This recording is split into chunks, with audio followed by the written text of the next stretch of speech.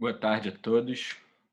Deixa eu apresentar para vocês Cláudio Prakovnik, atualmente sócio-diretor do Banco Plural. Vou pegar aqui o currículo dele para ler porque é muito extenso e não deu para decorar.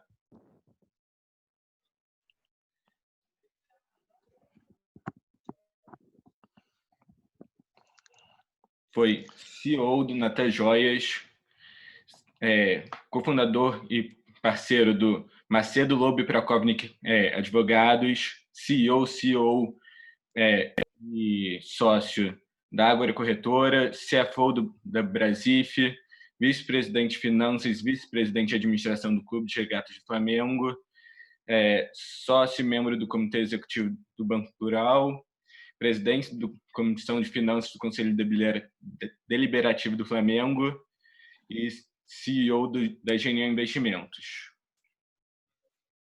Isso só os C-levels, porque ele não quis botar no LinkedIn os estágios. Faltaram alguns, Guga. Eu sei, mas você botou só esses. Eu não, foi quem. Isso é assessoria, é assistência. Mas eu fui também CEO da Ágora Corretora, como você falou, mas antes me entrei lá como sócio CEO. E antes de começar essa carreira nas empresas todas que você citou, eu fui sócio e CEO do Banco Pactual, antes dele virar o BTG Pactual, né? Depois vice-presidente, estava lá, vice-presidente do Bozano Simons, assim, vice-presidente do Banco Meridional, vice-presidente do Banco Santander. Tem uma vida aí imagina, tem uma vida aí que prova de que é possível ser feliz e fazer carreira no back-office, inclusive chegar à presidência de instituições financeiras, né? É exatamente o tema da nossa apresentação aqui. E com outras dificuldades, né? Quer dizer, é possível ter sucesso vencendo todos os preconceitos, como eu sempre comento, como eu sou judeu, advogado, banqueiro e cartola de futebol, eu tenho uma certa dificuldade de trabalhar com pessoas que têm qualquer tipo de intolerância. E se some a isso o fato de eu ter trabalhado em back-office e relacionado a back-office boa parte da minha vida, você tem aí os principais, não todos, né, porque existe preconceito demais nesse mundo, mas um dos principais elementos para ser apontado como culpado de qualquer coisa ruim que aconteça. Isso é uma das coisas que efetivamente dignificam e capacitam e formam as pessoas que escolhem a área de back-office, de operações, para fazerem a sua carreira, né? A gente vai falar um pouco sobre isso mais adiante, mas essa resiliência e esse atributo de ser capaz, né, de negociar, de poder mostrar o seu valor de outras formas que não aquelas mais óbvias, né, que é da confecção e da produção do lucro imediato, tornam um profissional que tem se educado, que tem feito carreira na área de back-office, um profissional bastante valorizado e um profissional com muita competência para depois chegar, né, no long run aí, a cargos como de CEO de instituições financeiras. Então, assim, o back-office tem vários nomes, né? Eu ocupei vários desses nomes, né, quando trabalhei na área de back-office, né? Diretoria de e-mails, no Santander era vice-presidente de médios, que era vice-presidente de e-mails, Operations, COO, área de apoio, diretor administrativo, ou simplesmente back-office, né? Tem uma série de nomes para dedicar a mesma coisa, que nada mais é do que áreas que têm como objetivo aumento de eficiência operacional, né? Suporte às operações e prevenção e redução de passivos, que é outra coisa muito importante, né? Se de um lado você julga a produção de receita e as áreas chamadas de front office como produtoras de receita, as áreas de back office são responsáveis por reduzir despesas, trazer eficiência operacional, que também traz redução de despesas, mas também, no que se refere aos aspectos de controle, uma redução de passivos possíveis, né? Passivos judiciais, passivos, né, da ordem administrativa, regulatória. Então, assim, no final das contas, quando você olha lá a receita líquida, você vai ter a soma e a diminuição de vários fatores, né? Acontece que quando alguém deixa de trazer uma receita, às vezes é mais difícil de você medir a ineficiência dessa pessoa. Ela vai ter talvez um montão de não diria, não necessariamente desculpas, mas de elementos, né, que ela pode trazer para justificar essa produção menor de receita. Quando você está na área de back-office, as coisas são muito aparentes, né? Você está efetivamente exposto.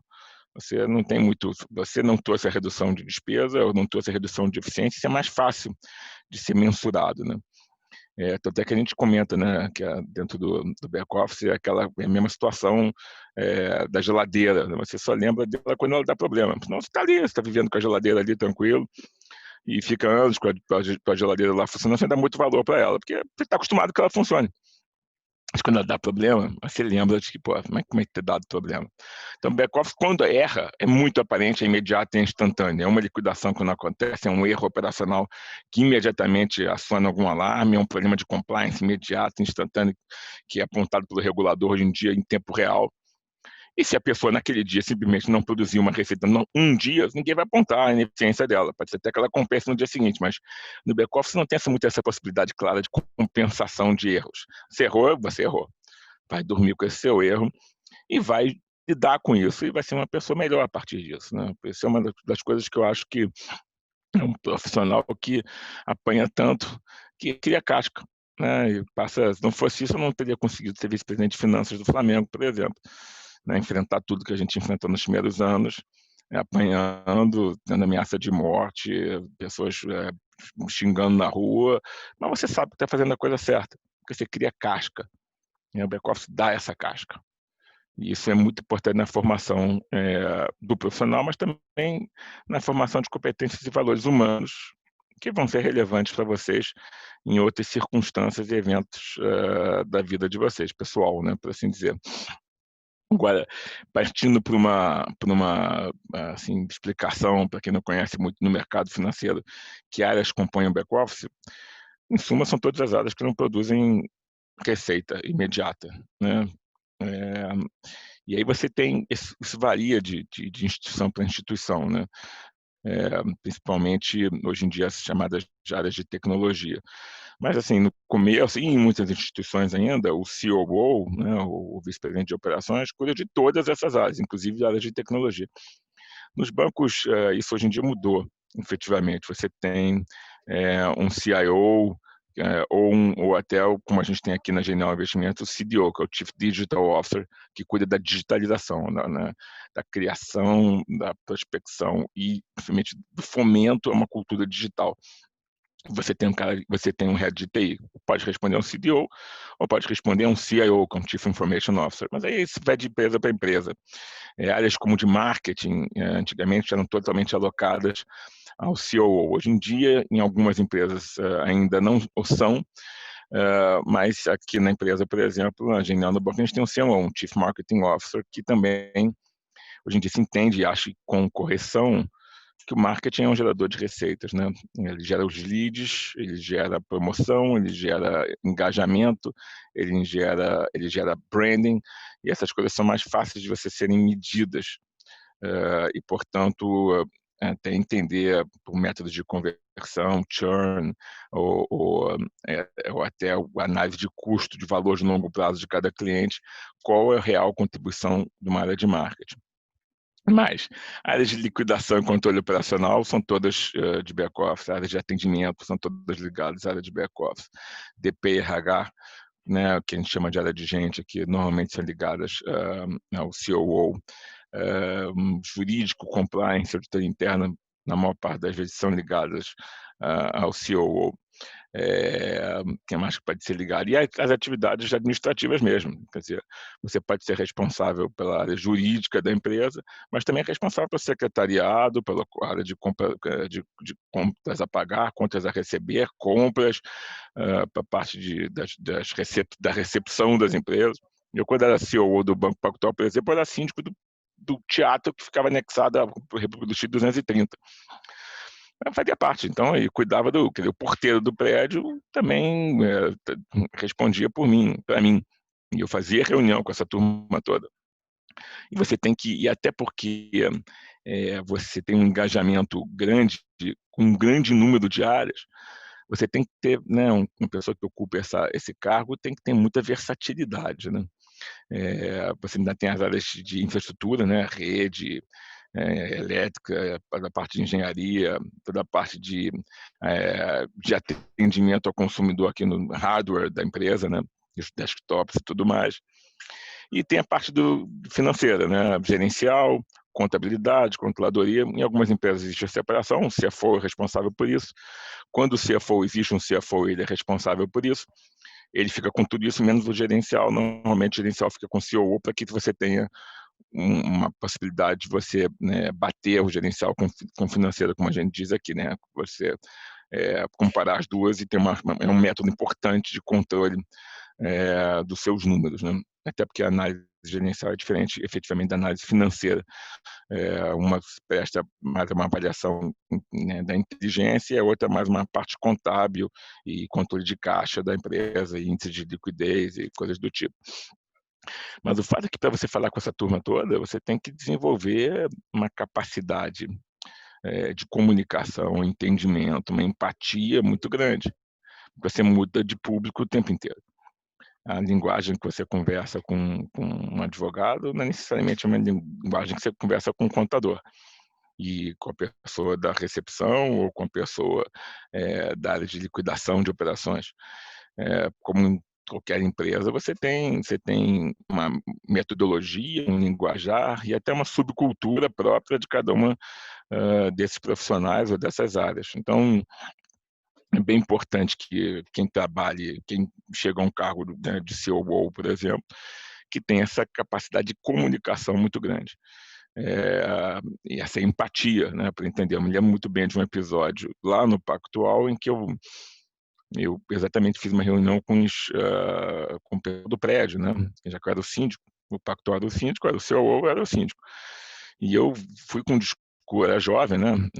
Não vou falar para não revelar a minha idade aqui, mas eu fui no sócio mais jovem do Pactual, né? Eu fui sócio com 23 ou 24 anos. E eu estava numa dessas reuniões, e eu usei o mesmo discurso que eu usava com meus colaboradores. Na época a gente chamava de funcionários, né? Hoje em dia a gente tem essa visão correta, né, da área de gente, chama as pessoas de colaboradores, que é o que elas são, né? Afinal, todo mundo é colaborador efetivamente. Para um resultado, para um objetivo. Mas eu chamei eles e falei de meritocracia, de pagamento de bônus, de uma visão agressiva, competitiva, expliquei um parâmetro de premiação, e quando terminou minha conversa lá, meu discurso, eu percebi que ninguém tinha entendido nada. E estava todo mundo olhando para mim abismado, como se eu fosse um alienígena. E eu falei, porra, não vai funcionar. E aí usei uma linguagem mais popular. Falei, porra, gente, vamos trabalhar pra caramba, vamos em frente, porra, eu conto com vocês. Se der tudo certo, vai ter chopp, churrasco pra galera toda. E aí eu falei, porra, é isso. Tem que saber quem é o teu público para poder se comunicar. Quando eu era vice-presidente do Bozano, a gente comprou, na época, o Meridional, que era um banco estatal. E eu assumi, na época, a vice-presidência também do Banco Meridional de Operações. De repente, eu que, né, conhecia bancos de investimento, bancos de atacado, passei a ser responsável pelos caixas das agências, porque a função do caixa é uma função de liquidação. Né? Ele liquida, ele recebe dinheiro, ele paga dinheiro, é back-office na essência. E os controles são intensos nesse sentido. Né? E eu fui e tinha esse agravante, né, cultural, de ser um banco estatal, que é uma linguagem diferente, é uma cultura, essa sim, completamente diferente da cultura da iniciativa privada, sem julgamentos aqui, simplesmente é uma cultura diferente. E eu me lembro de ter chegado na sala para falar com os principais executivos, e todos se levantaram. E eu entrei, conversei, eles continuaram em pé. Quer dizer, enquanto eu não dissesse para eles que eles tinham que sentar, eles não iam sentar efetivamente. Eu tinha que entender que eu estava no Sul, que tem uma cultura diferente, eu tinha que entender que eu estava num banco público, eu tinha que entender uma série de coisas. Eu falei, bom, tem que ajustar o discurso aqui. E aí fui relaxando as pessoas e fui adequando o meu discurso também. Você não pode entrar, se você quer ter empatia, disrupção é um termo muito bacana, né, de se fazer, mas na área de produtos. Na área de relacionamento, disrupção não é o ideal. Você não quer nenhuma disrupção. Quem busca empatia não procura disrupção. Quem procura empatia procura comunicação. Engajamento da pessoa, entender as dores daquela pessoa e, de alguma forma, buscar a melhor forma de se comunicar, passar a sua mensagem. Isso não existe com disrupção, isso existe com empatia. Entendendo quem é a pessoa, quais são as aspirações dela, qual a subcultura de onde ela veio, como ela pensa. E aí sim, você pode através, né, de argumentos, com tempo e com convencimento, fazer com que as pessoas mudem de ideias e mudem de perfis. Isso aconteceu comigo, fizeram isso comigo e vai acontecer com você. Você não pode ser fiel ao primeiro conceito que você tem na sua vida, os mesmos valores o resto da sua vida. Você vai mudando, vai progredindo, você vai crescendo e vai mudando, né? Você tem que estar aberto a essas mudanças. Então, assim, o back-office forma esse tipo de pessoa que tem que ter uma conversa com grupos diferentes, tem que entender e ter uma capacidade de adaptação muito grande, né? Assim, o back-office, era e, de certa forma, ainda é a forma mais usual de vocês entrarem para o mercado financeiro. Ele exige menos conhecimento prévio e, portanto, os recrutamentos se dão muito mais com base nas competências, entendendo competência como esse conjunto de valores individuais e experiências que tornam vocês mais fáceis de se assimilarem e entenderem a cultura da empresa para a qual vocês estão aplicando para o emprego. Então, você tem competência com agilidade, flexibilidade, resiliência, trabalho em equipe, são competências. Quando você começa no mercado profissional, você não tem currículo, né? Então, é muito mais fácil você entrar para uma área de back-office, porque a avaliação vai ser mais em torno dessas competências. E tem uma coisa importante, né? Porque você vai entrar, vai aprender e vai ser avaliado por essas competências, mas sem nenhum compromisso de mantê-las, né? Quer dizer, a sua forma como você entende que é trabalho em equipe é muito importante como conceito, como competência, mas você vai aprender diversas formas diferentes de trabalhar com diversas equipes diferentes. Então é a forma mais usual, também é uma forma educativa, porque assim o back-office ele é não necessariamente o, o cérebro da empresa ou o pulmão, mas ele é as veias, né? Se consiste em veias que percorrem a empresa como um todo, alimentando a empresa toda. Quem conhece o back-office conhece as nuances, conhece as entranhas, né? Quando alguém simplesmente está no front office e nunca participou de um back-office, está numa mesa de operação da corretora, ele simplesmente boleta um trading, um cliente quer comprar, ele vai lá e lança o sistema, essa compra de ação. Se ele não sabe para onde vai aquilo, ele está trabalhando dentro de uma estrutura mecanicista antiga, né? Na época da Ford, onde cada um só colocava um pedaço do carro e não sabia e não olhava o carro no final. A pessoa que está no back-office, ela conhece o caminho inteiro. Aquela boleta que está num sistema que vai alimentar a área financeira, que vai alimentar o Sinacor, que é o sistema da bolsa, que vai liquidar a operação, que vai checar a custódia. Então, quando dá algum problema na liquidação, a pessoa do front office que está na corretora, e o cliente liga para ele sabe por onde procurar. Ele sabe o que pode ter acontecido, ele pode ajudar na resolução do problema e pode ajudar com o cliente. É você conhecer o processo como um todo. Então, é muito educativo, efetivamente, você começar a sua carreira no back-office e, se possível, que nem sempre é possível, depende das empresas, dentro de uma filosofia de rotação de funções, né? E migrando de áreas em áreas, aprendendo, até porque como você não conhece nada, você é jovem no mercado ali, é a maneira que você tem de conhecer as áreas. E, normalmente, que existe, que você vai tomar decisões de ou permanecer fazendo uma carreira no back-office, a gente pode falar um pouco mais adiante sobre isso, ou migrar para uma função no front-office. E, estando dentro da casa, né, os bancos, principalmente, dão sempre preferência para recrutamento interno. É muito mais fácil você ser recrutado numa função que abra no front-office já estando lá dentro, já conhecendo a cultura, já conhecendo o back-office, já conhecendo os meandros. A preferência é óbvia, né, nesse sentido. E ela é quase estatutária, pois aqui dentro da nossa empresa. Porque, efetivamente, você tem um ganho enorme em colocar essa pessoa no front office. Ela é muito mais eficiente nesse sentido. Então, assim, é uma porta de entrada muito grande. Pessoas aprendem, vão se aproximando das áreas de front office, acho que querem fazer carreira no front office. Pessoa que está no jurídico, e ela gosta muito de M&A, ela vai estar participando de alguma forma ou de outra ali com projetos ali que podem passar na frente dela de M&A e no extra time dela ali, ela vai sentar ao lado do cara de M&A ali, vai conversar com ele. O cara que trabalha aqui no back-office de renda variável tem a tendência grande de depois ir buscar vai estar liquidando operações para a corretora, então ele vai se aproximando das pessoas que estão na mesa de operações, vai ter proximidade, vai mostrar seu valor, vai pedir para elas apoio, vai pedir literatura, vai poder passar mais tempo com essas pessoas, conhecendo a cultura, tendo consciência se é realmente aquilo que ele quer, e se quiser, provavelmente ele vai ser a primeira escolha para uma vaga que surja ali no front office. Então, é uma porta de entrada, mas não necessariamente é uma porta de saída. Ela pode ser uma porta única para você. E aí, assim, quem já assistiu palestras minhas sabe que eu tenho uma visão meio mitológica aí, né, por assim dizer, da vida. Eu sou um cara que gosto muito de mitologia, principalmente da mitologia moderna, mas que efetivamente nada mais é do que uma repetição de experiências antigas, né? Como a gente chama assim, na verdade, experiências transcendentais, que são aquelas experiências que você não sabe explicar, mas você sente e as entende, né? E eu sempre trago para as palestras a ideia do herói, né? Porque eu acho que a vivência de cada um de nós aqui é uma vivência heróica nessa vida. A gente tem dias que a gente sente um herói vitorioso, tem dias que a gente sente um herói derrotado. A gente precisa sentir esses poderes dentro da gente para alimentar a nossa força, a nossa intensidade e depois, né, diante das aventuras aí, dos obstáculos, poder superá-los. E quando não superá-los, levantar, botar a capa vermelha e né, sair voando em busca de novas aventuras.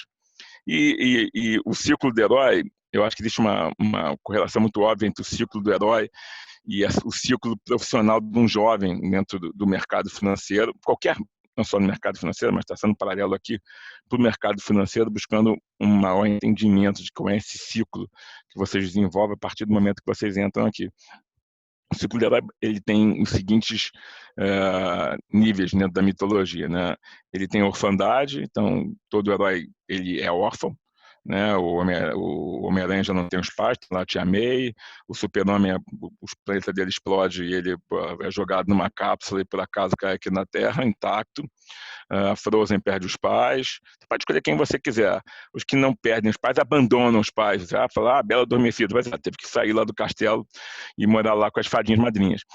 E os pais ficaram lá longe dela. Então a orfandade é uma coisa presente em qualquer ciclo heróico, porque é o momento em que o jovem, né, se depara consigo mesmo, né? Ele se coloca dentro da psicanálise, ele se liberta do pai e da mãe, que é necessário. Você já deve ter ouvido o termo de matar o pai, matar a mãe. Espero que vocês não façam isso efetivamente, mas apenas psicologicamente.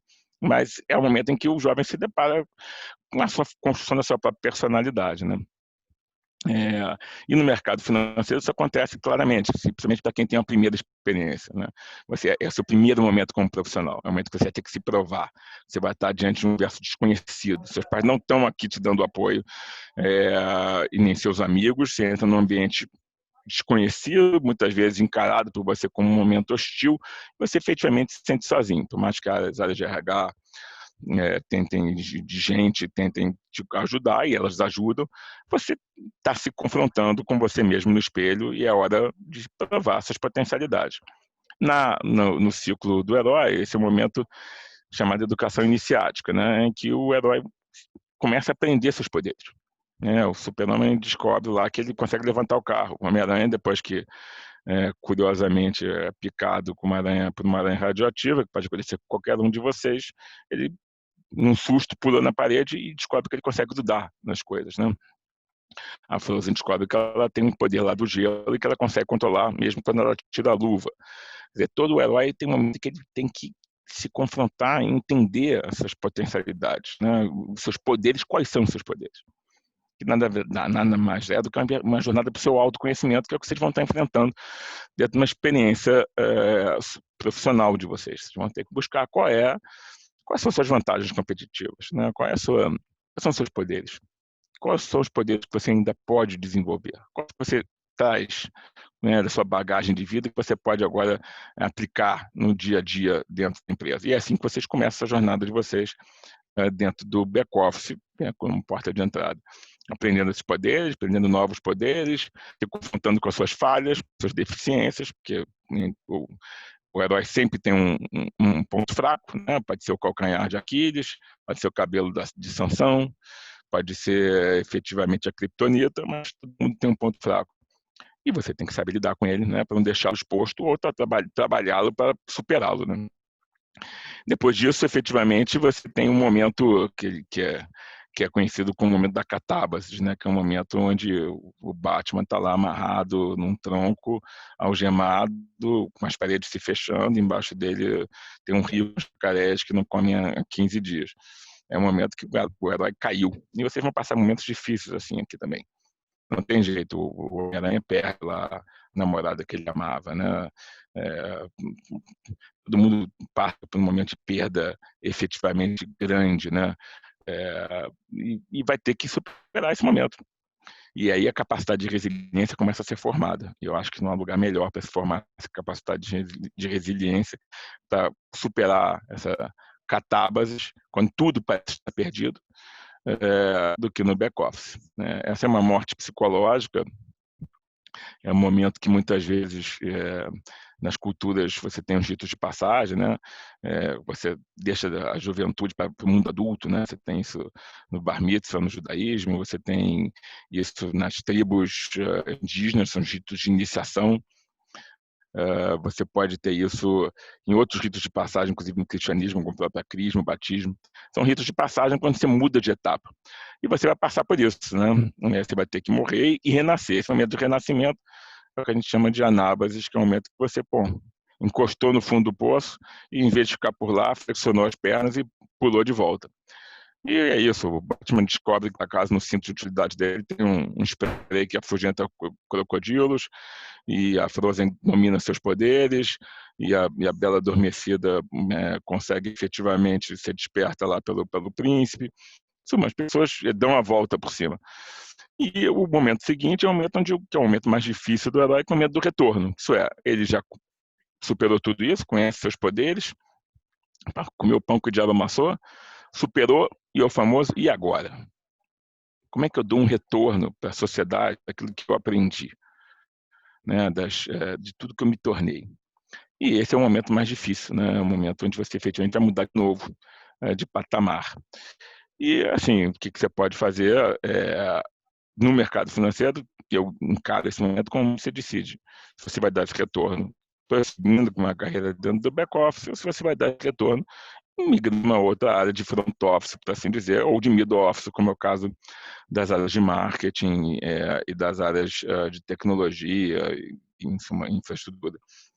Então, você vai ter que fazer isso. E aí, aquela fase que a gente comentou lá dos poderes é a fase mais importante, porque esse autoconhecimento é fundamental.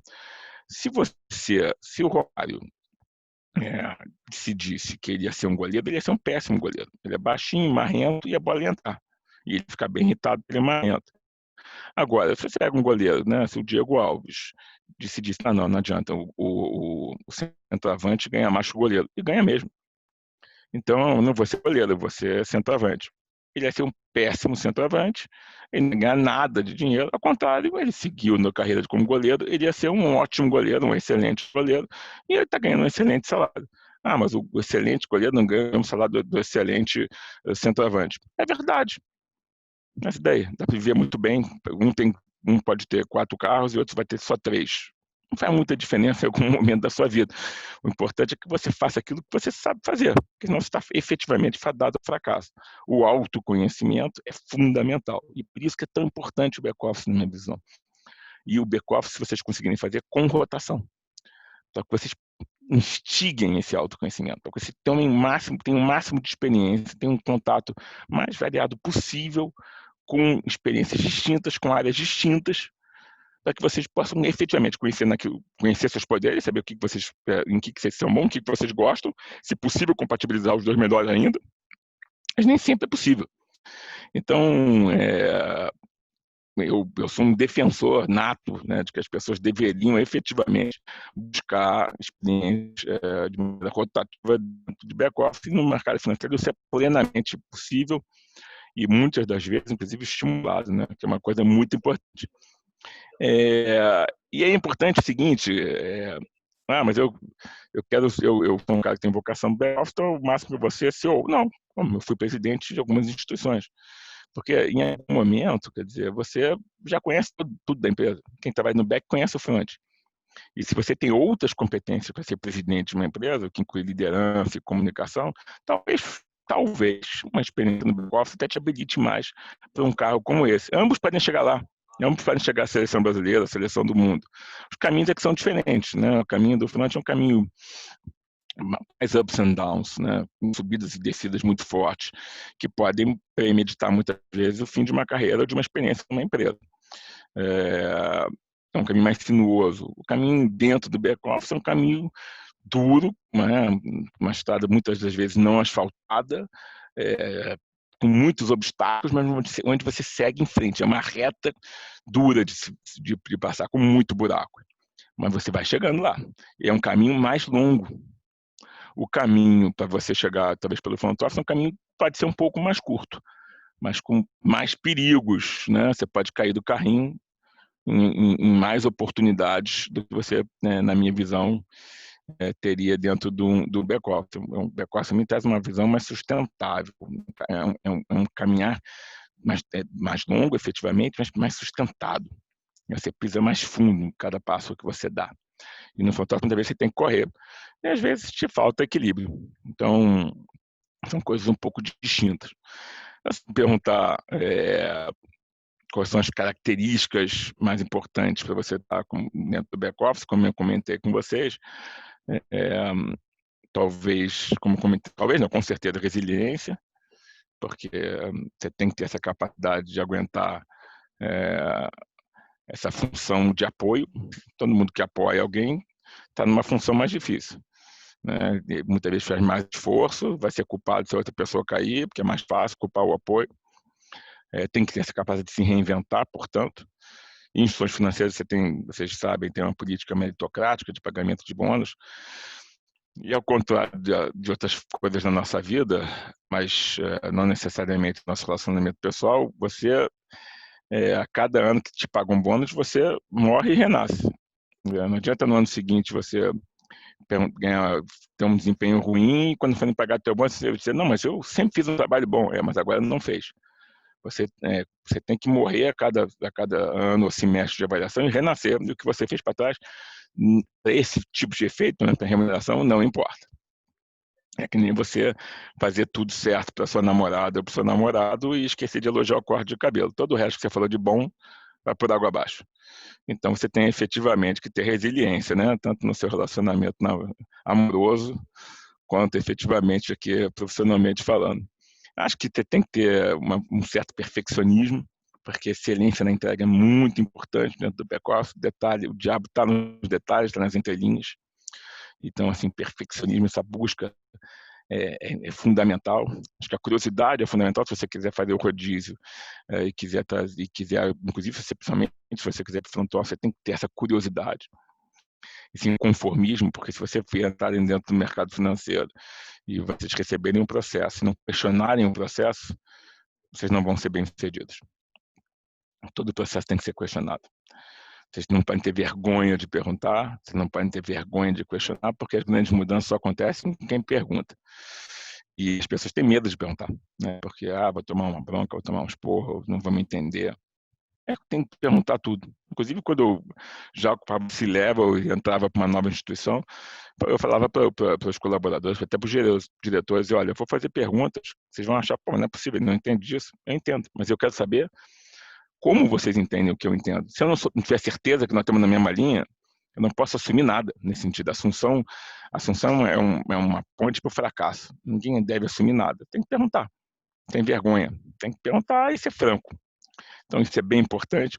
Um pensamento analítico, né, compreensivo no sentido de extensão, até gestáltico, paranoicamente gestáltico, né, entendendo um pensamento gestáltico como aquele que é um pensamento típico de back-office. Né? Você é apresentado um problema e você fala, bom, então se tudo der certo, essa é a resolução. Mas e se acabar a luz? Se acabar a luz, eu já sei qual a solução B. Mas se a luz demorar 3 horas para voltar, 1 hora ou 15 horas? Você tem que ter todas as variáveis possíveis, você tem que estar pronto para a atuação o tempo inteiro. Então, de certa forma, entendendo aí, entre parênteses, que eu vou dizer para vocês, a pessoa do back-office tem que ser um pessimista. Eu sou um pessimista. Minha esposa fica louca com isso, mas eu sempre fico pensando que as coisas vão dar errado. O que pode dar errado nas coisas? Eu prefiro contar com isso, porque eu tenho que ter o plano acertado na minha cabeça. Se acontecer alguma coisa errada, eu sei como agir. Se não acontecer, eu estou feliz da vida. Vou comemorar, vou sair para beber com os amigos. Então, assim, esse pensamento gestalt é um pensamento que necessariamente tem que fazer com que você compreenda, né, todo o seu entorno, para que você possa ter dentro daquele diagrama que vocês conhecem, né, com as setinhas, saber para onde você vai a cada sim ou não. Então, isso te obriga a ter um pensamento compreensivo, né, de todas as etapas do processo, e analítico, para entender em cada uma dessas etapas do processo, de todos esses processos, como agir. Então, esse pensamento gestalt que é fundamental, e ouso dizer que um certo pessimismo é muito importante para quem trabalha dentro das áreas de apoio de back-office. As pessoas estão pensando, pode ter um amigo meu que é pessimista, está a cara dele. Pois é, pode ser isso mesmo, pode ser a cara do seu amigo mesmo. Essa capacidade de aprender e se reinventar, quer dizer, você tem que estar... Mas isso acho que vale para tudo hoje em dia, né? Tal da palavra da moda, tal do reskilling é fundamental, a gente tem que estar sempre aprendendo, sempre fazendo cursos, efetivamente. A flexibilidade, como eu falei, como vocês vão estar rodando com diversas áreas, né? Vocês têm que ter capacidade de entender não só sobre a parte regulatória, não só sobre o produto, mas também sobre essa parte subcultural que envolve todas as áreas. E, para mim, assim, pessoas com liderança são mais felizes e têm uma carreira mais próspera dentro do back-office, porque é um trabalho gregário. Você pode ter um lobo solitário na mesa de operações, na mesa de trading, você pode ter um cara super analítico trabalhando ali na área de TI, ou mesmo na área de M&A, na área de investment banking, ou na área de macroeconomia, fazendo pesquisa, na área de research, mas no back-office é um trabalho em equipe. Então, você tem que, saber e valorizar o trabalho em equipe. E 2, gostar disso. E se você efetivamente quer efetivamente crescer lá dentro, você vai ter que aprender a liderar as pessoas dentro desse espírito. O trabalho é gregário e exige um líder, necessariamente. Você não tem que ter um líder, você pode ser líder num segmento, num produto, num processo, mas a liderança é muito importante. A liderança é um atributo que não é inato. Muitas pessoas caem um pouco nesse equívoco de que não, aquele cara nasceu com um perfil de liderança. Você pode até, em algum momento, dizer que, assim, que o carisma pessoal pode, de alguma forma, ser inato, mas a liderança não. A liderança é o que se busca, que você estuda, você aprende, você testa. Para isso tem que ter muita capacidade de observação. E como eu falei, vou repetir várias vezes, para mim o elemento mais importante é empatia. Você não pode ser líder sem ser empático, né? Hoje em dia a gente tem um desafio ainda maior, que é a liderança remota. Eu estou aqui no trabalho, como vocês estão vendo. Eu estou aqui falando com vocês e todo mundo aqui é desligado, né? Quer dizer, como é que vocês sabem que existe desligada é uma câmera, eu estou dizendo, vocês sabem que existe um estudo, mas com a universidade, né, mas que coloca que 7% da comunicação, 7% da comunicação efetivamente se dá da forma escrita. Todo o resto, aí tem 38% se dá, ou 40% se dá efetivamente pelo tom de voz, e todo o resto pela expressão facial, pela expressão corporal. Então, como é que você faz uma liderança de equipes, né, sem você estar enxergando essas pessoas todas? Sem você efetivamente saber se elas estão prestando atenção, se elas estão gostando do que você está falando, porque você fala uma brincadeira, nos tempos memoriais das cavernas, quando eu fazia palestra, eu podia fazer uma piada e ver se as pessoas gostaram da piada, se elas riram ou não riram. Aqui eu só vi o Guga. Se ele riu, ele pode ter rido até por favor, porque ele é meu sobrinho, e afilhado, mas fora disso, é difícil você desenvolver essa empatia, né? Dentro da empresa aqui, quando eu faço reunião com os colaboradores, eu peço que coloquem a imagem, efetivamente, para que eu possa entender o impacto do que aquilo que eu estou falando em cada uma daquelas pessoas. Quando você fala com alguém, imagina, você está falando com o seu namorado, sua namorada, cara a cara, e você faz algum comentário e ela dá aquela olhadinha para cima, é uma coisa. Se ela faz isso e você não está vendo, não tem a menor noção se ela achou aquilo desprezível que você falou, ou simplesmente não falou nada porque ela concordou. Então, essa capacidade de comunicação, ainda mais em tempos como o de hoje, é muito complicada. É muito difícil. Eu aqui na palestra estou me sentindo como efetivamente um blogueiro, um ator, né? Eu estou falando com a câmera. É uma coisa super complicada, mas as pessoas vão ter que desenvolver essa competência. Vão ter que desenvolver. porque é lógico, as coisas vão voltar, a gente sabe disso, mas não sabemos exatamente quando, não sabemos de que forma. E a gente sabe também que muito desse trabalho remoto vai ser mantido, mesmo com a advento da vacina. As pessoas vão ter que ter essa capacidade de se comunicar remotamente e, ao mesmo tempo, empaticamente. Um ser humano vai surgir disso daí. O ser humano tem a capacidade de adaptação incrível, de evolução, né? Ele vai criar esse mecanismo, essa capacidade de comunicar. E isso vai competir mais a vocês até do que a gente, que já está há muito tempo se comunicando e liderando da forma chamada antiga. Então, isso muito, vocês vão estar ensinando a gente com a melhor forma de se comunicar nesse sentido, né? Isso vale para tudo, né? A maneira como você se comunica. Uma coisa é como eu estou comunicando aqui, outra coisa é como eu me comunico no Facebook, no LinkedIn. Cada um tem como vocês sabem, tem uma cultura, a maneira de falar, né? A maneira distinta de se comunicar. Isso se aplica também dentro das empresas. E, assim, a gente aqui já contratou gente para ser líder de área, pessoas que nunca viram seus colaboradores, pessoalmente. E ele teve que desenvolver essa liderança remotamente. E aí tem vários instrumentos para isso. Um deles, efetivamente, é fazer muitas reuniões rápidas, mas efetivamente você entender o que a pessoa está pensando e está falando. Então, em momentos desses, remotos, a comunicação é ainda mais importante. Não dá para você assumir se a pessoa gostou ou não gostou do que você falou olhando para cima. Você tem que perguntar e ela vai ter que responder. E vocês estão entrando no mercado de trabalho agora, não esqueçam disso. Se comuniquem, não assumam nada. E não, vocês não estão correndo o risco de falar besteira, ou de ser inconvenientes perguntando ou falando. Vocês vão estar simplesmente fazendo o seu papel, né? O ser humano se comunica. Se ele não se comunicasse, ele não tinha, né, se tornado o elo mais forte dessa cadeia nutritiva aqui do mundo, o elo evolutivo. A gente é o líder aqui, a gente manda aqui na Terra, faz um montão de coisa errada, faz um montão de coisa certa, mas a gente manda por quê? Porque a gente tem a capacidade de se comunicar.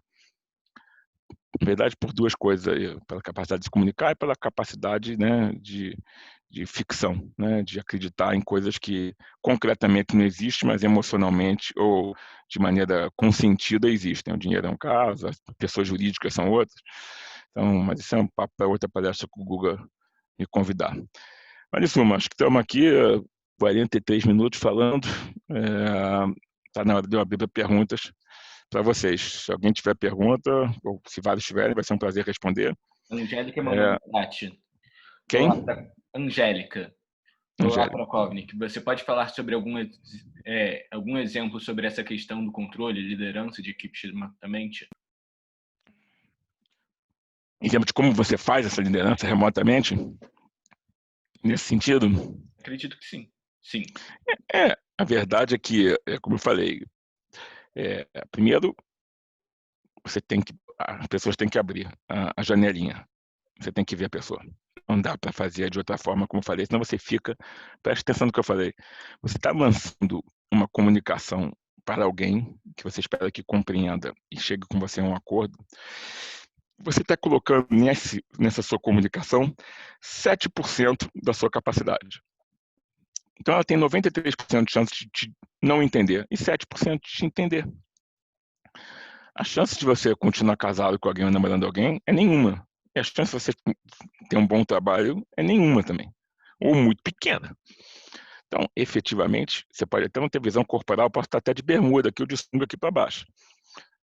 Mas a expressão, né? A gente sabe ler. As pessoas têm até, né, várias séries nesse sentido de leitura corporal. E o que ele faz ali, muitas vezes, é formalizar, né?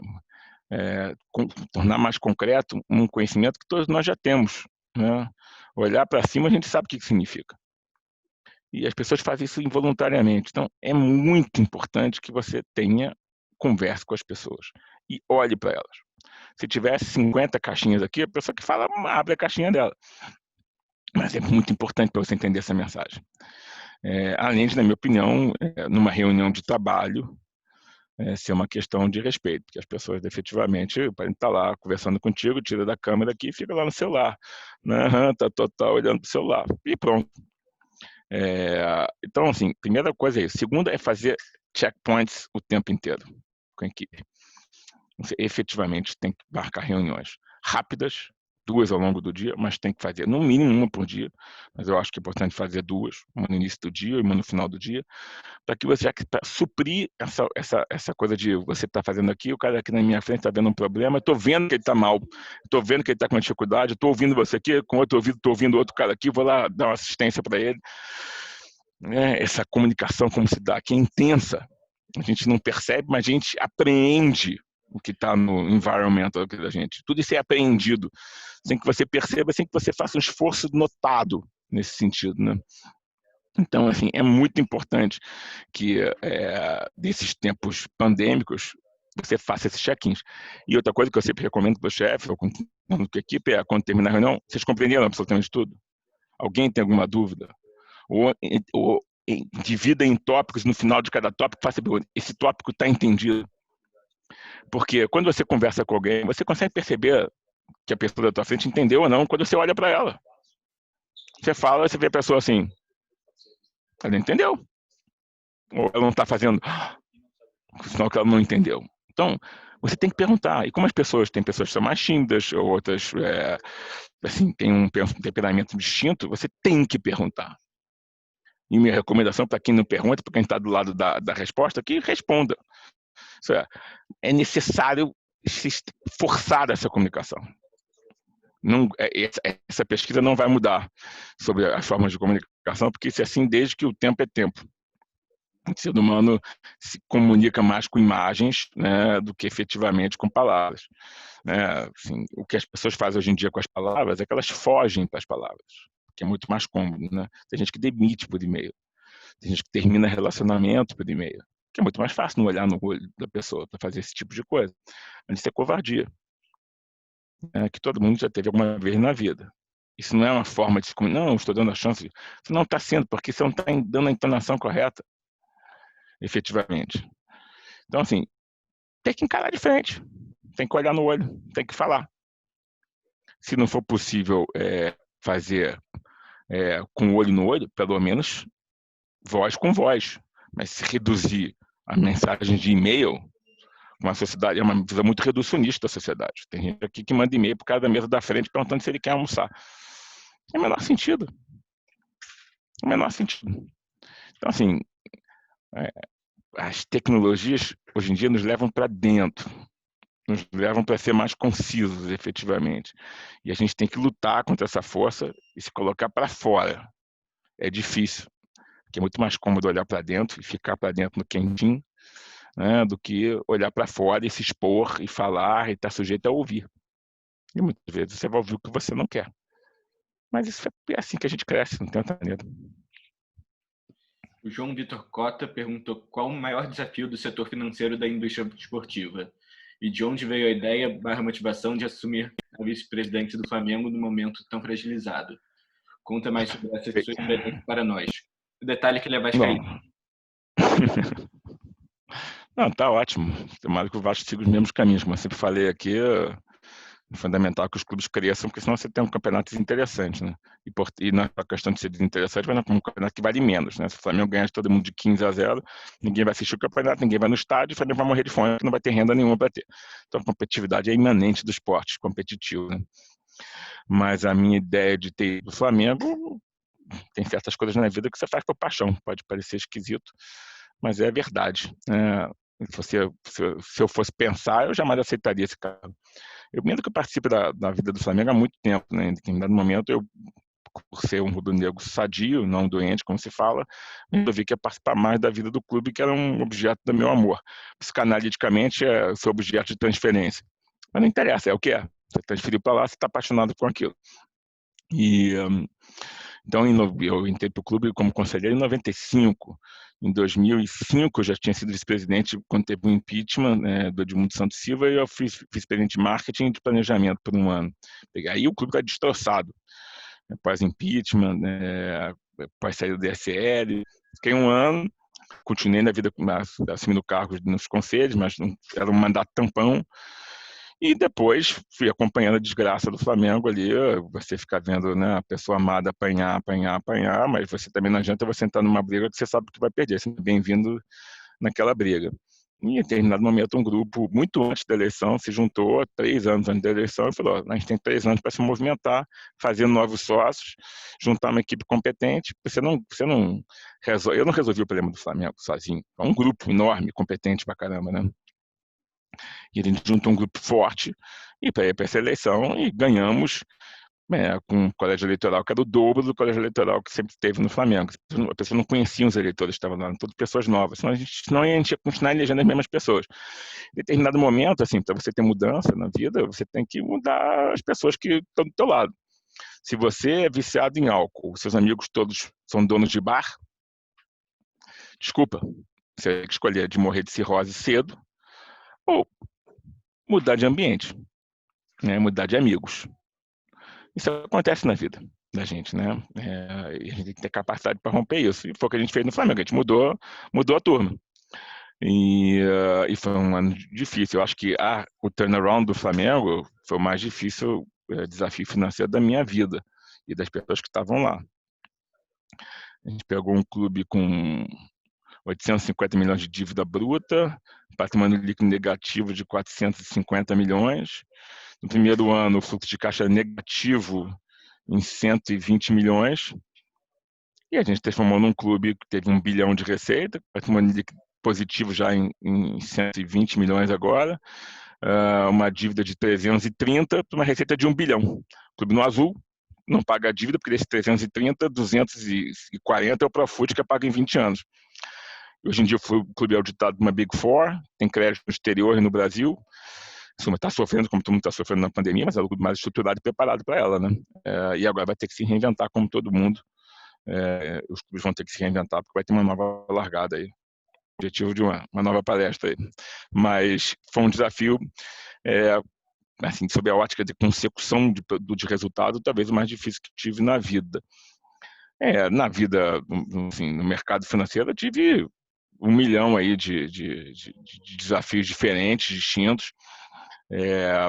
Talvez o mais difícil para mim foi exatamente o turnaround que a gente fez no Meridional, que foi no banco estatal que a gente teve que levar a cultura privada. Eu acho que os grandes desafios do mercado hoje em dia, o grande desafio que todo mundo tem no mercado financeiro, é entender esse novo momento, essa nova cultura. As plataformas digitais, a Genial, por exemplo, graças a Deus, apesar da desgraça sanitária e econômica que o país está vivendo, alguns setores foram beneficiados. As plataformas digitais foram alguns desses setores. A gente aqui, a gente cresceu em habilitações de cliente, mais de 50%. Captação líquida, mais de 50%. As pessoas estão com mais tempo para avaliar, a taxa de juros está baixíssima e nos bancos eles não conseguem, os grandes bancos não conseguem rentabilizar como a gente consegue, não estavam preparados com atendimento remoto como as plataformas digitais estavam preparadas já, assim que aconteceu a pandemia, o cara achava o gerente do banco dele. E aqui ele vai achar alguém o tempo inteiro. E, portanto, as pessoas estavam ávidas por conteúdo, estavam em casa, começaram a ler, entender, olhar a crise econômica, começaram a olhar seus números com muito vírgula, começaram a descobrir que estavam pagando nos bancos, que podiam ter uma conta gratuita. E as plataformas digitais todas cresceram. A Genial cresceu muito. Mas o desafio agora é que, em suma, tem gente de fora vindo também. O mercado digital no país começou. E o desafio está em você entender com quem você compete, com quem você coopera, né, e de que forma. A gente chama de competição, né, que é um termo do mercado digital. E o desafio está em entender isso e estar pronto para as mudanças culturais que vão acontecer ao longo desses anos. É um desafio muito grande.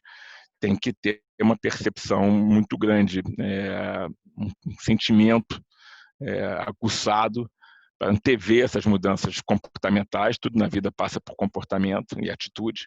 E você tem que entender como é que vai mudar esse investidor para que você possa atendê-lo de uma forma adequada. Vem uma onda, eles vão voltar, quando tudo voltar ao normal, as pessoas voltar para os bancos. Por quê? O que faria elas voltar? O que não nas faria voltar? Eu acho que não. Mas a gente está medindo isso, está pesquisando, está tentando entender dos clientes o que eles gostaram, o que eles não gostaram, e o que faria eles continuarem aqui para eu ter um share of wallet maior do que eu tenho hoje em dia em relação aos grandes bancos. O Cícero perguntou se houvesse uma gerência no Brasil como houve no Flamengo, o Brasil teria futuro? Ele mudaria O Brasil, o não das Brasil, ações rubro-negras. muito obrigado, Saudações rubro-negras. O Brasil tem futuro, né? O Brasil teria chegado mais cedo ao futuro que a gente anseja, né? Que a gente anseia, porque a gente tem recursos, gente, competência, a gente falta o país de educação, né?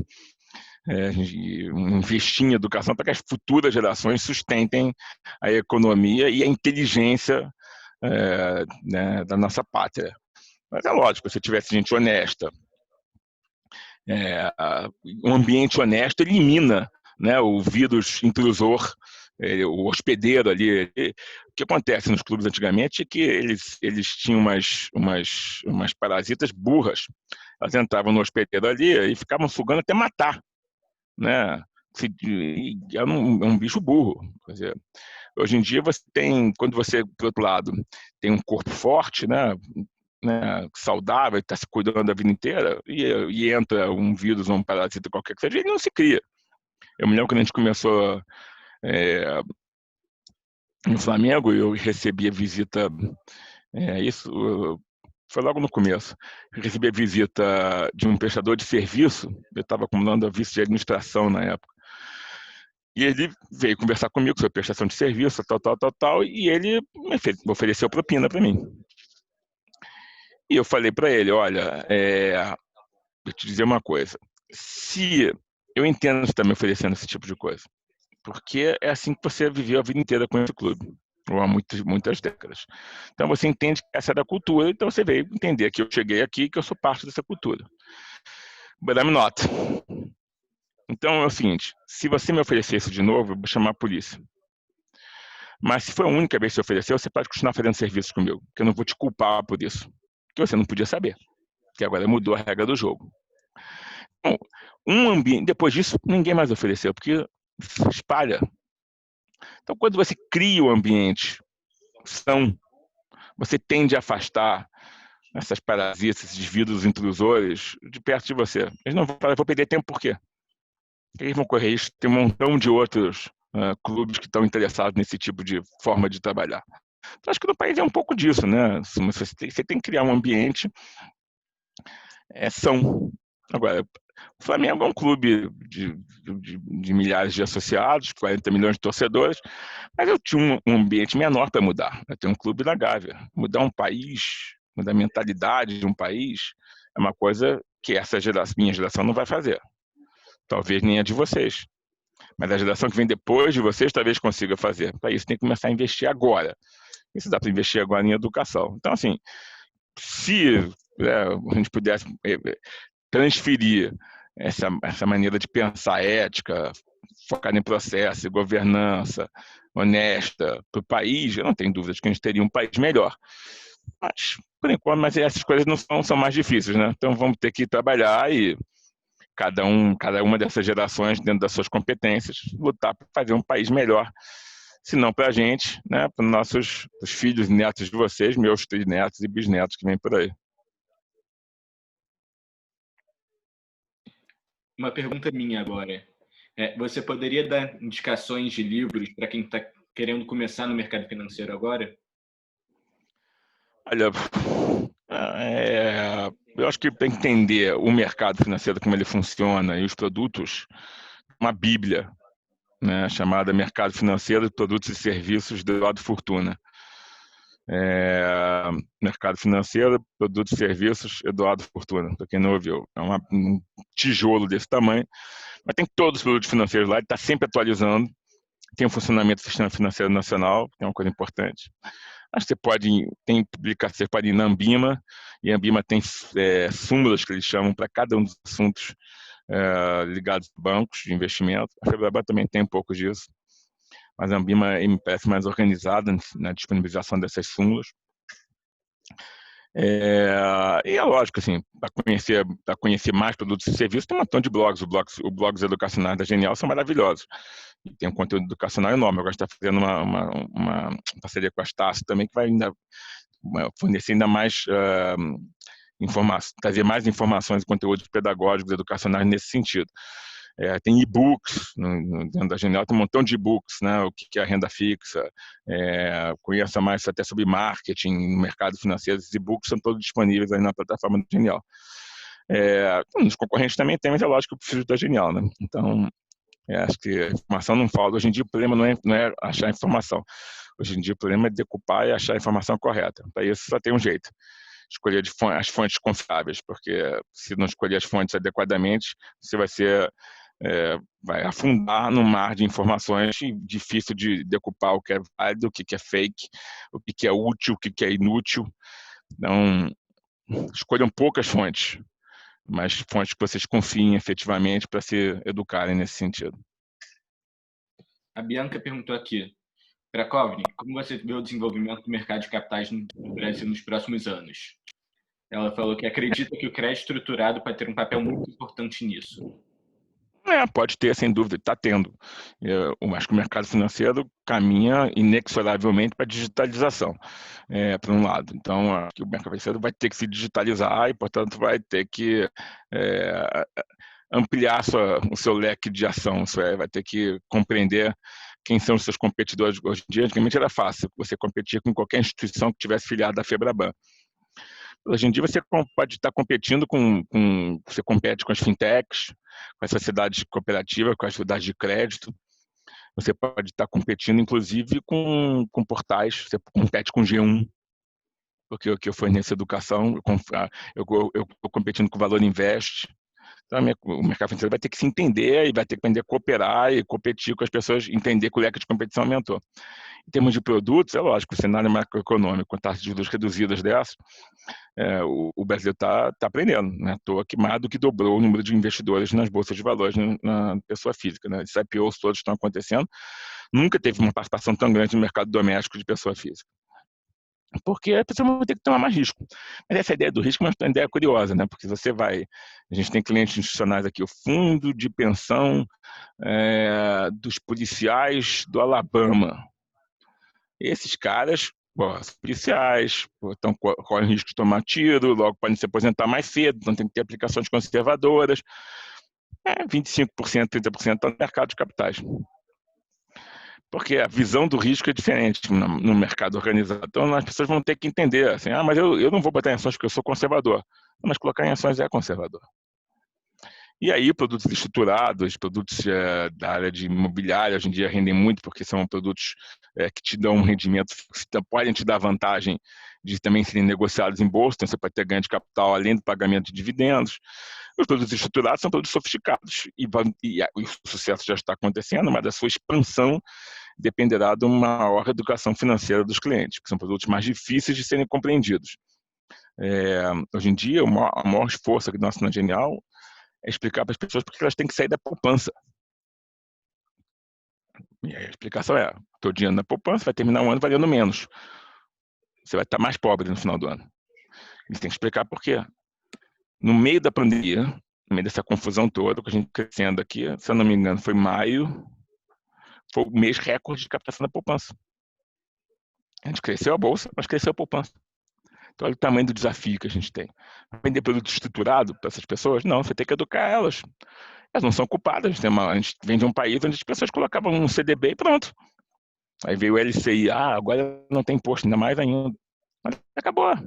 Meu pai outro dia estava irritado comigo, porque ele botou dinheiro nos fundos aqui e ligou para mim por que não ganhava, por que não está ganhando menos que 1% ao mês? Eu falei, pai, é 2% ao ano. Como assim 1% ao mês? Onde tem que eu vou colocar meu dinheiro? Tem, com risco. Para conseguir mais. Mas tem risco. Para um senhor de idade, não vai ter. Então, assim, o grande desafio aqui é efetivamente educacional. As pessoas estão se educando, o mercado está mudando, a prova disso é o crescimento das plataformas digitais, mas ainda há um longo caminho para se seguir em termos de educação financeira no país. O João Gabriel aqui perguntou se você recomenda alguma certificação para quem quer começar no mercado financeiro. Essa não, mas a certificação é muito importante. CPA 20 é muito importante. Eu acho que fazer o programa, até fazer a prova da Ancor para ser agente autônomo de investimento é importante, que te dá uma base muito interessante. Não que você vai trabalhar como agente autônomo, mas te dá uma base muito importante. E hoje em dia, quando você vai para o back-office, você tem que certificar. é obrigatório. Não é um CPA 20, então você vai ter que buscar certificações na Bolsa, no CVM. Bom, hoje em dia, basicamente, é a Bolsa, a B3 que exige isso, e o mercado de supervisão da Bolsa. Então, você vai ter que certificar. Não tem jeito. Se você estiver atendendo cliente dentro de um call center, dentro de uma instituição, você vai ter que certificar. Então, assim, a resposta é: você tem que certificar. É que nem dirigir carro. Se você não certificar, você não vai fazer carreira. Não há dúvida disso. Mas eu quero trabalhar em investment banking. Tudo bem, pode ser que você tenha um dom nato para isso. Mas, assim, para trabalhar no back-office, você vai precisar. Para trabalhar fazendo recomendação de investimento, você vai ter que certificar. Para atender cliente, você vai ter que certificar. Para fazer análise, você vai ter que certificar. Para ser consultor, você vai ter que certificar. Então, comece agora. Não esqueça de certificar. Agora, se você vier aqui para a empresa ou qualquer mercado financeiro, as instituições ajudam você a certificar na bolsa, para certificações de back-office. E você vai ganhando uma certificação que você vai, inclusive, revalidando essa certificação. Uma vez feita, você consegue, né, arrumar emprego muito mais facilmente que quem não tem a certificação, não há dúvida disso. É importante certificar, sim. Gabriel de Léo perguntou aqui. Boa noite, CP. Como você vê o Brasil no cenário pós-coronavírus? Acredita que o país está sabendo lidar da maneira positiva no cenário atual? Eu vejo o Brasil no cenário pós-coronavírus como uma grande indagação, né, sobre a ótica macroeconômica, se efetivamente. Hoje a gente teve uma boa notícia aí ligada à reforma administrativa. Se a reforma administrativa e tributária, né, saírem, a gente efetivamente vai estar um controle fiscal e tende a ter um país melhor para os próximos anos. Caso contrário, não. A gente tem uma desvantagem competitiva ao resto do mundo, porque o nosso grau de digitalização ainda é baixo. E esse cenário pós-pandemia, e esse cenário atual, né, durante a pandemia, é um cenário que exige essa digitalização, exige a inovação. A gente tem polos de inovação, a gente tem polos de digitalização, mas a gente não tem, a gente não é um cenário maduro. As pessoas foram obrigadas a conviver num cenário macroeconômico de país desenvolvido, sem ter a educação e o conteúdo e a visão que os cidadãos de países desenvolvidos já a possuem. Então, assim, é um desafio tanto, né? Só que a gente tem, ao contrário de outros países, a gente tem, de vários países, a gente tem recursos naturais, a gente tem outras vantagens aqui em matéria-prima e tudo mais que os outros não têm. O mercado financeiro, por sinal, é muito evoluído aqui, é mais evoluído que no resto do mundo. Né? Tecnologicamente falando, que a maior parte do mundo. Não dá para comparar nossos processos bancários aqui com o processo da Europa. Os caras esquecem. Mesma coisa que o processo eleitoral, né? Ainda existe cédula. O país, tecnologicamente, ele nesse mercado, ele funciona melhor que o do resto da Europa. A grande questão aqui é de fundo. A Islândia, quando teve a primeira crise, né, a última grande crise antes dessa, ela quebrou e ela refez a Constituição através de um plebiscito online. E os islandeses lá, que devem corresponder a um Maracanã cheio, foram lá e votaram e fizeram a nova Constituição. Em quanto tempo isso? Em 2 meses eles tinham uma nova Constituição. Agora, o país que é continental, é muito mais difícil fazer esse tipo de coisa. Então, a gente tem nossas ilhas, nossas Islândias aqui dentro, mas longe de ser um comportamento que seja da maioria da população. Nossos desafios são muito complexos nesse sentido. Mas, assim, economicamente falando, o país está num excelente aumento do mercado de capitais. Os IPOs se multiplicam. As grandes líderes da área de varejo aqui são excelentes a nível de competição com os competidores lá de fora. Tecnologicamente, a gente está bem, não somos supra-sumo, a gente está bem. A gente é um mercado aberto, nosso câmbio é flutuante, quer dizer, é uma economia livre nesse sentido. E que, ao que parece, dá sinais de que vai lutar pelo respeito fiscal.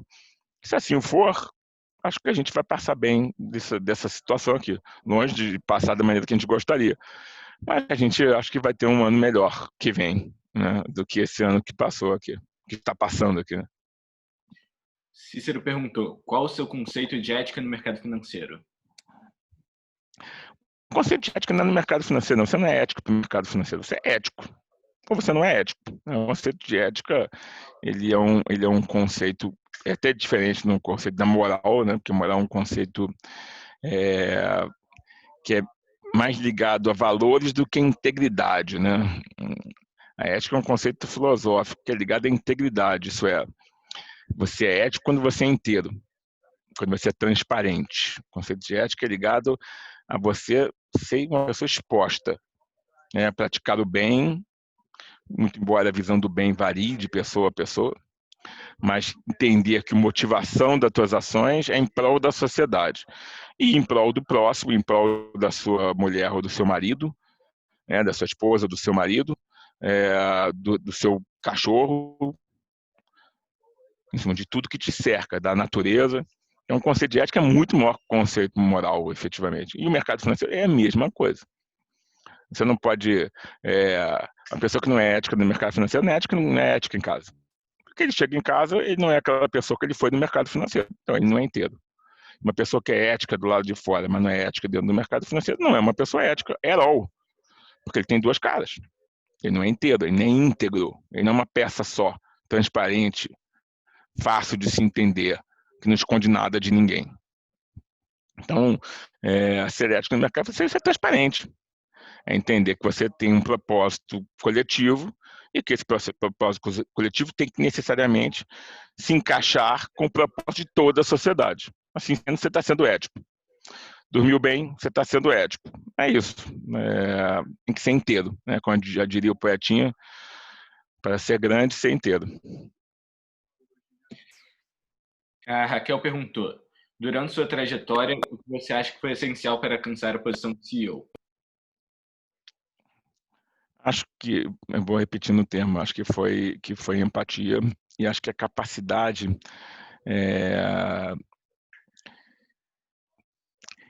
de seguir o próprio caminho, sabe? De ser autêntico. Eu me lembro bem que quando eu entrei no Pactual, em 89, aí eu não entendia nada do mercado financeiro. Eu lia o Valor Econômico na época, chamava-se Gazeta Mercantil. Para mim, aquilo ali era estar lendo no Yanamaico. E eu não entendia absolutamente nada que está escrito ali. Um dia entrou por osmose. E aí, tive que aprender a mexer na HP. Eu sou advogado, pessoal, por formação. E é isso que eu sou. E aí eu comecei a ver que para ter sucesso ali dentro do Pactual, não adiantava, eu não ia fazer conta melhor do que os outros, eu não ia ser efetivamente melhor do que ninguém no trading, eu não tinha essa formação matemática, formação estatística, formação que um engenheiro possui, uma função macroeconômica que alguém fazia economia, eu era advogado. Então eu tinha que me importar como advogado. O que um advogado faz bem? Um advogado escreve bem, fala bem, via de regra, deveria, lê muito, tem uma visão mais ampla dos processos, sabe que as coisas acontecem por meio de alguma coisa. Quando um advogado recebe aqui uma consulta, ele fala, isso não pode. Aí a pessoa pergunta, por quê? Eu vou achar o artigo, mas eu sei que não pode, porque eles entendem o processo como um todo. Não faz sentido que possa, porque tem um ordenamento por trás disso. O direito é a expressão da sociedade. Entendendo a expressão da sociedade, entendendo antropologicamente o que você vive, você vai saber se aquilo é possível ou não é possível de ser feito.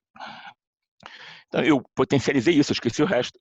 Eu me lembro que nas primeiras coisas que eu fiz foi começar a fazer resumo, né, das legislações e mandar para as pessoas. Em determinado momento, as pessoas da mesa chegavam, pô, Cláudio, eu tenho que escrever aqui uma carta aqui para a Bolsa. Você escreve para mim, que você escreve tão bem, né? O cara era um puta de um trader. Devia ganhar, sei lá, 100 vezes mais do que eu em bônus. Eu não sabia escrever direito para a Bolsa. Eu escrevia bem. Aí você, porra, que nem Central do Brasil. Passei a escrever cartas, só não escrevia cartas de amor. Mas o resto tudo eu escrevia. E a partir daí, as pessoas foram ganhando confiança comigo. E eu fui tendo empatia. Eu mostrei que eu tinha um valor. E a partir daí eu fui ampliando a demonstração dos meus valores. Mas sempre baseado no autoconhecimento. Sendo aquilo que eu sabia que eu era. Não adiantava competir naquilo que eu não ia ganhar. Efetivamente, só porque era trending, ou porque era uma coisa cool, ou porque era bacana ser operador do mercado financeiro, que eu queria ir para a mesa. Eu me lembro bem que eu estava ainda, era gerente, eu era diretor jurídico, ou gerente jurídico, não era diretor jurídico. E eu fui convidado para ir para a área de Corporate Finance, M&A, com o diretor de Corporate Finance, tal era um dos líderes, aquela coisa mais charmosa que alguém poderia almejar, trabalhar com Corporate Finance. O nome é chique, né? É elegante, você trabalha com as empresas, você tem reuniões com clientes, com terno, fazer pitch, tudo em inglês. Mas eu não fui. E todo mundo me chamou de maluco. Era uma área que pagava um bônus 10 vezes maior do que a área administrativa, que é como era chamada a área de operações. Mas não era meu potencial, porra. Eu fiquei lá. E depois eu virei o COO do Banco Pactual na época. E se eu tivesse ido lá, eu estava na rua. Ou eu ia ser um medíocre, porque era médio. Então, assim, se autoconhecer é fundamental. Buscar um diferencial que só pode ser baseado naquilo que você realmente é fundamental. Ser inteiro é fundamental. E ser empático. Não tem jeito. Porque para ser CEO, para ser líder, você tem que ser empático. Não existe. O líder que é feito de maneira impositiva não é um líder, é um tirano. Eu me lembro bem que quando eu virei CEO, o Luiz César Fernandes, que é o presidente do Pactual, me chamou no Natal, uma festa de Natal na casa de um dos sócios, e falou: olha, o atual CEO vai assumir ali, vai ser vice-presidente, e a gente quer que você assuma. Porra, que emoção, tudo mais. Pô, muito obrigado. Aí veio falar comigo meu chefe. Não, pô, você mereceu. Tal. Falei, como é que vai ser a comunicação para a empresa, então? O back-office ficava no 27º andar da República do Chile, eram 3 andares lá. O meu chefe ficava numa mesa central, uma cadeira de comando, parecia o Capitão Kirk, ali olhando todas as direções e tal. Tinha uma secretária para ele, uma mesa para passar ordem de fax e modem. Eram umas coisas que vocês vão ler nos livros sobre a antiguidade clássica. E falou, não, a gente vai comunicar que ele está assumindo, mas a gente não vai comunicar pelo Eduardo Plasch. Ele falou assim, ó, eu não vou comunicar nada que você está assumindo no meu lugar. Eu falei, como assim? Não, Cláudio, uma coisa é você ter essa responsabilidade com a gente aqui no Comitê Executivo. Você vai ser responsável pelos resultados da área de operations, mas você vai ter que conquistar esse direito junto aos seus novos funcionários. Então ele subiu, deixou aquela mesa vazia, e eu fiquei na minha mesa. No dia seguinte eu estava na mesma mesa em que eu estava. E aquele lugar vazio, e as pessoas esperando saber quando é que eu ia sentar lá, que nem Excalibur, né? Quando é que eu ia levantar aquela espada. Eu fui conquistando as pessoas. Depois que eu comecei a conquistar as pessoas, sentando para entender os problemas delas, as dores, fazendo uma comunicação adequada, eu comecei a sentar alguns minutos por dia naquela mesa. Depois comecei a passar as ordens de lá. Comecei a ficar algumas horas. E um dia eu estava sentado lá o dia inteiro e ninguém perguntou nada. Porque foi legítimo, né? Não foi imposto. E isso tem muito mais valor. Então, acho que esse é um exemplo que eu acho muito importante para quem quer efetivamente ocupar uma posição de liderança. A Bianca perguntou assim: você não acha que o Bacen está com uma agenda muito boa de transformação digital para o mercado? Ainda mais com o Pix saindo em novembro? Acho. O presidente do Banco Central, eu trabalhei com ele no Bozano Simonsen. Ele é um cara absolutamente moderno, excelente presidente. O Banco Central tem ótimas mãos. E ele está impulsionando. E por que ele está fazendo isso? Porque ele é um cara inovador, que ele aposta na tecnologia, na eficiência? Sim. Mas porque com isso ele está reduzindo o spread bancário. Na condição da política econômica, quanto mais eficiente, menos juros sobra para o consumidor. Quanto a tarifa, você hoje em dia paga tarifa para TED, pô. Coisa maluca. O Pix vai ser centavos. A pessoa física nem paga. Então, acabou essa vantagem. Eu preciso ter um banco que eu preciso pagar TED. Você vai dar um QR Code. Você vai pagar suas contas com qualquer plataforma digital. Então, assim, ele está reduzindo o spread bancário. E isso reduz efetivamente as taxas de juros que vão ser cobradas do consumidor. Então, Roberto Campos é um excelente presidente. O Banco Central está tendo... O Banco Central é uma instituição fantástica nesse país. Forte, sólida, excelente no controle das instituições. Os caras têm conhecimento técnico extraordinário. Nunca se viu falar de um caso de corrupção dentro do Banco Central. Um pessoal técnico, inteligente, honesto. E agora tem um presidente que é inovador e tem uma visão mais disruptiva, que é a palavra da moda do processo, e está fazendo um trabalho excepcional. Sim, concordo. Mais uma pergunta sobre futebol. A respeito dessa nova tendência de clube-empresa, quais são suas impressões em relação a esse novo modelo de negócio? Clube-empresa não é uma obrigação de um compromisso com a modernidade. O clube-empresa tem que ser avaliado como uma opção possível para um tipo de clube, né? Você pensa que se você tem uma gestão amadora e você vira um clube-empresa, você quebra. O que faz um amador dentro de uma empresa? Então, assim, é um remédio que, se você tem, por exemplo, uma capacidade... Hoje em dia, os clubes estão na posição de associações, não pagam impostos. Se ele tem a dívida dele controlada, ele tem uma receita alta, e ele tiver um bom engajamento com os torcedores, para que ele vai virar clube empresa? Porque ele vai precisar de funding. Mas você consegue funding da torcida e com os patrocinadores, por que você vai fazer isso? Agora, outros clubes precisam de funding. Então, para eles pode fazer sentido ter uma empresa. Talvez para clubes menores faça mais sentido que para clubes maiores. Para clubes maiores que estejam mais endividados, mas tenham uma administração honesta e processos já começando a ser implantados, pode fazer sentido também. Porque é uma maneira de ele acelerar o crescimento dele. Mas, quando pessoas falam do Flamengo, dizem, não, o Flamengo é um modelo a ser seguido. Não é um modelo. O Flamengo é um exemplo. Cada clube tem que olhar para a sua própria composição de dívida, para a sua capacidade de alavancagem de receita. Tem clubes que conseguem alavancar mais, outras menos. Tem clubes que devem mais, tem clubes que devem menos. Tem dentro da composição de dívida o que é dívida pública, dívida privada, o que é dívida equacionada, o que é dívida não é. Não existe uma fórmula. Não existe uma fórmula. Você tem que buscar a melhor fórmula possível para aquele clube, tendo visto as características daquele clube. Se é um torcedor que é mais engajado, se é menos engajado, se é um clube nacional, se é um clube regional. Então, eu acho que o clube empresa deveria estar na prateleira. Mas não é uma coisa que deva ser obrigatória e nem os torcedores podem imaginar que virando clube empresa, pelo menos vai ser resolvido. Os problemas deles podem ser piorados se um clube que não tem essa capacidade resolver aderir a essa solução. Para cada doença, um remedinho diferente. Então, vou ler essas duas últimas e vamos acabar, pode ser? Pode ser. O Cícero perguntou se você acha que as empresas de varejo como B2W e Magalu vão continuar em uma constante crescente ou estão uma bolha que pode estourar? Tem que passar esse analista aqui de renda variável. Eu acho que o mercado de varejo brasileiro aqui, o varejo brasileiro é muito organizado, né? Eu não vou falar das ações, que eu nem posso, porque eu sou analista certificado para dar recomendação de compra ou de venda aqui. Mas eu acho o varejo brasileiro um varejo organizado dessas empresas. Eles são eficientes, eles compreendem o que eles estão passando, eles estão crescendo. Se esse é o preço adequado ou não, aí você pode ser grafista, você pode ter uma visão de longo prazo, você vai ver que tipo de investidor você é. Se tem uma bolha, difícil prever. Existe eu acho que o mercado anda por ciclos. A gente está num ciclo de alta. Aí você vai ficar esperando pelo ciclo de baixa para investir, pode demorar muito nesse período você perder dinheiro. Tem que ter estratégia para isso.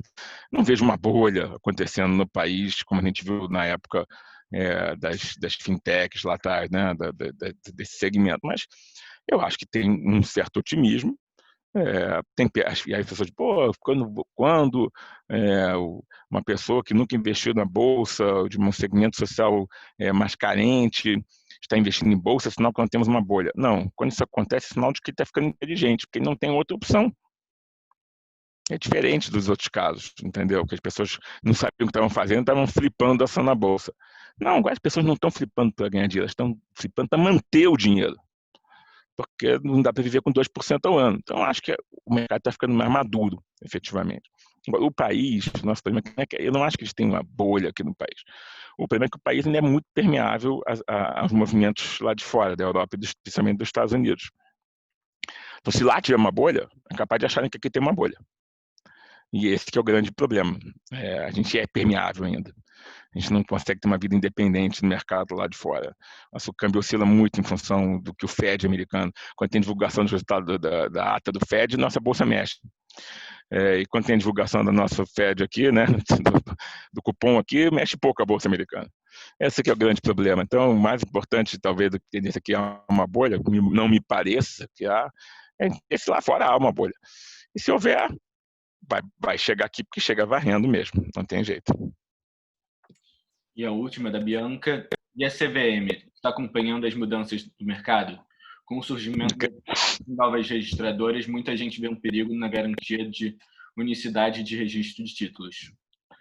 A CVM, tem que colocar em problema com meus reguladores, pô. A CVM está fazendo o que ela pode. A CVM não tem toda a estrutura que o Banco Central tem. Ela é mais carente de recursos do que o Banco Central. Eles enfrentam muita dificuldade nesse sentido. E eles estão tentando acompanhar, sim. O Sandbox, que foi criado agora, foi uma excelente iniciativa. Agora, se essa excelente iniciativa vai ter resultados ou não, nós vamos depender agora, porque as pessoas estão mandando ideias para o Sandbox regulatório. Vamos ver quais vão ser os projetos aprovados e se eles efetivamente vão fomentar esse mercado, vão realmente dar recursos, testar e depois trazer para o mercado de volta. Então, acho que a CVM tem um gap regulatório talvez maior do que o gap do Banco Central, né? Com esses crescimentos do mercado digital. O meu maior medo em relação à CVM é no que se refere à proteção do acionista não, do investidor novo. Porque, por exemplo, você tem um IPO, eles são tão preocupados com a proteção do investidor, trazendo informações, que eles exigem uma quantidade enorme de informações. Então, você quer comprar no IPO da empresa X, aí leia o prospecto. Só que o prospecto é um catatá maior que o livro do Eduardo Fortuna, com um montão de gráficos que são obrigatórios, que informação. Você não consegue entender nada. Se você quiser resumir o prospecto, você não vai ter material aprovado para divulgação, porque você não vai ter todas as informações necessárias para o cliente investir. Então, a gente fica numa encruzilhada, porque acaba que você é obrigado a dar tanta informação que o investidor não lê. Então, ele investe mais desinformado do que se você pudesse informar de outra forma. Mas eu entendo a preocupação da CVM, que não tem informação irregular. Então, acho que há uma necessidade de se reformular um pouco essa questão da informação ao investidor. Mas a CVM está fazendo o que ela pode, e o sandbox prova cabal de que o órgão, que esse fundamental órgão aqui para a regulação do mercado de capitais, está atento às inovações. E eles fazem um papel muito importante na regulação e na fiscalização. Eles têm muita inteligência, hoje em dia, inteligência de dados, e conseguem efetivamente, em tempo real aqui, junto com a Bolsa, fazer o papel de xerife, que é fundamental na área de mercado de capitais. Só acho que vai ter mais recursos para eles, financeiros e humanos. Os recursos humanos são muito bons, mas são em pouca quantidade, eu acho, do que a CVM precisa para fomentar ainda mais o mercado de capitais brasileiro. Espero que isso venha na forma de fomentos que tem que vir do próprio governo, né? Eu acho que isso não depende muito deles, mas eles estão, me parece, do caminho certo para conseguir esse tipo de atuação mais decisiva no mercado de capitais. O mercado de capitais precisa da CVM, né? Precisa de uma ação firme da CVM e de uma condução da CVM para o mercado de capitais moderno, ético e protetor do investidor. Queria agradecer pela sua presença, por dividir toda essa experiência que você tem com a gente. E gostaria de agradecer todo mundo que veio aqui também assistir, o Cláudio. E lembrar que amanhã a semana continua, vamos ter a palestra do Thiago Januzzi, diretor de eventos da CBF, que inclusive está assistindo aqui a gente agora. Abraço a todos, muito obrigado. Saudações rubro-negras a quem é rubro-negro e aos demais, forte abraço. Até logo. Tchau, tchau. Tchau, tchau.